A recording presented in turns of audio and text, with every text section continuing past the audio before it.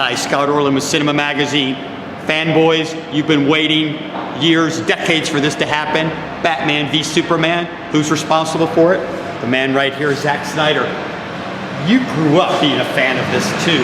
Oh, yeah. How cool was it for you to actually finally put these two superheroes together? No, it was a dream come true. Like, for me, being a comic book fan, being a fan of Batman, being a fan of Superman, being a fan of Wonder Woman, being able to see the Trinity for the first time, I mean, it was pretty awesome. Now let me ask you about the challenges you have, because obviously if you look at it on paper, it's like, wait a minute, you have this guy from outer space who's indestructible, and you have this man who just puts on a rubber suit.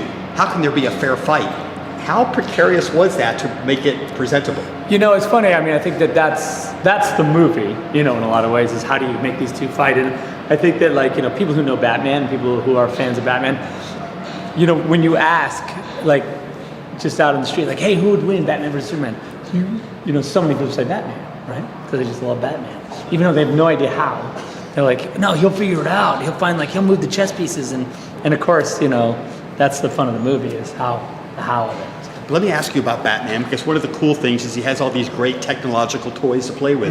In a way, you do too. So making a movie like this, you need a lot of great technology. Yeah. Oh no, absolutely. I was saying, you know, that you know, we're at this time, you know, with the technology and movie making, that you know, if you can really, you're not limited at all by what you can think of. Like, we can do pretty much anything. So I think that the fact that we have that at our disposal allows the movies to be just big and crazy, and we can do whatever. And finally, after so many attempts, Wonder Woman finally makes her big screen appearance. How important was that for you to inject her into the story? It was super important. I mean, I've been a Wonder Woman fan for a long time, and I feel like, you know, it was way overdue. You know, she's never been in a movie. She's 75 years old, and, you know, one of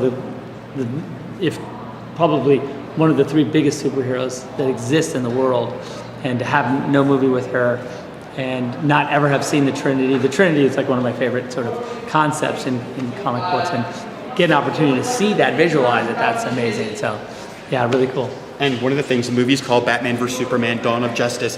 The Justice League is finally being put together. So that movie's about to be made, correct? Yeah, no, I'm shooting it, we start shooting on April 11th, sorry, right around the corner. That's how delirious I am.